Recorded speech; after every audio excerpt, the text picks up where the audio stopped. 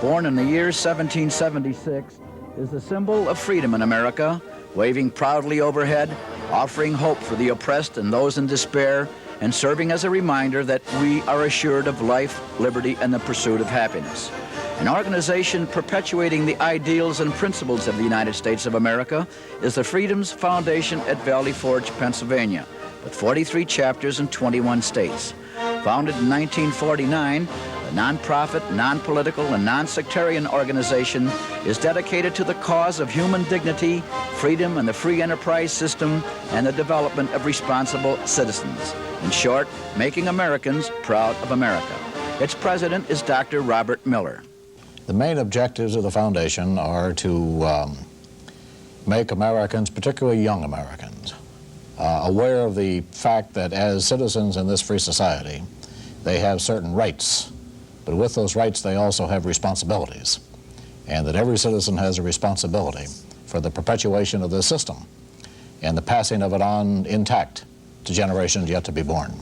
We hear of rights, you know, I've got my rights. What about responsibilities? Well, unfortunately, that's very true. People demand their rights, but seldom have ever talked about their responsibilities. An interesting thing, we have done some research, not complete yet, on what did our founding fathers think about when they thought about responsibilities of citizens. And the interesting thing is that so far research shows us that they never talked about it. It was a given. They assumed that everybody had a responsibility and knew what that responsibility was. That's not true today. We have inherited, most of us, those of us that were born in this country, have inherited freedom and done nothing to earn it. And therefore, like the air we breathe, we take it for granted. Tell me about your headquarters at Valley Forge. We have a 105-acre campus in Valley Forge, Pennsylvania, on the site where Washington camped, where we conduct a whole series of seminars for teachers and young people and different kinds of citizens around the country, all having to do with freedom, opportunities, responsibilities, heritage, citizenship. It is a hilly area, lots of trees, dogwoods, a beautiful area, a beautiful part of the country.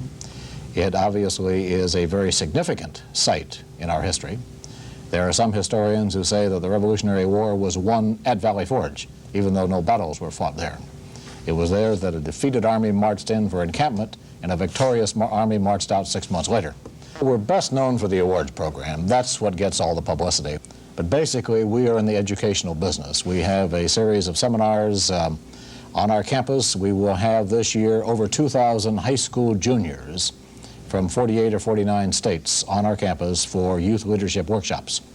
In addition, we will reach probably 500 high school teachers. Used to be all high school. Now, recently, we've gone down to elementary and up to the college level. Teachers in the summertime for graduate credit seminars, how to teach heritage in the private enterprise system and responsibilities in the classrooms. In addition, we will reach probably 1,500 other young people and another 1,000 adults in off-campus seminars all over the country. So that basically we are in the educational business.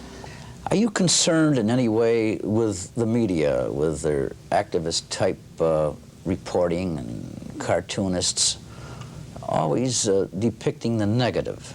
Yes, I'm terribly concerned about it. We have a generation of children, now young people, who have grown up and are growing up watching television, being exposed to the negative in our society. Now, I understand that negativism sells newspapers and makes people watch television.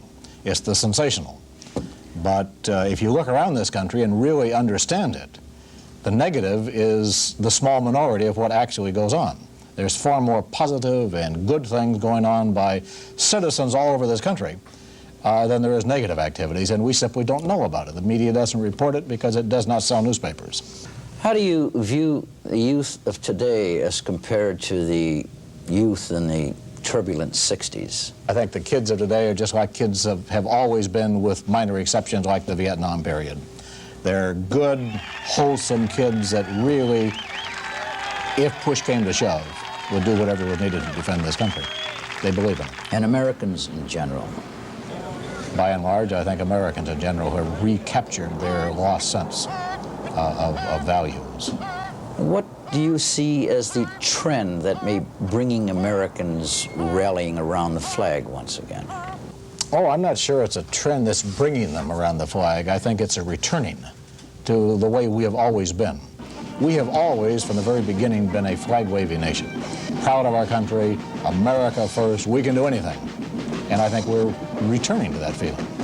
We lost it for a period of time during Vietnam and Watergate and other experiences, but we are returning to what has been our usual, in my opinion. And there's nothing wrong about waving that flag, is there? Nothing wrong with it at all, as long as you understand what the flag is, as long as it isn't hollow flag waving.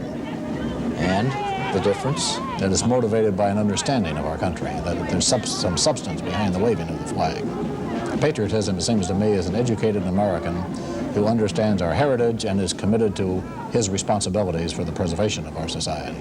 Citizens, if you love these truths and hope to perpetuate them, will you sign also?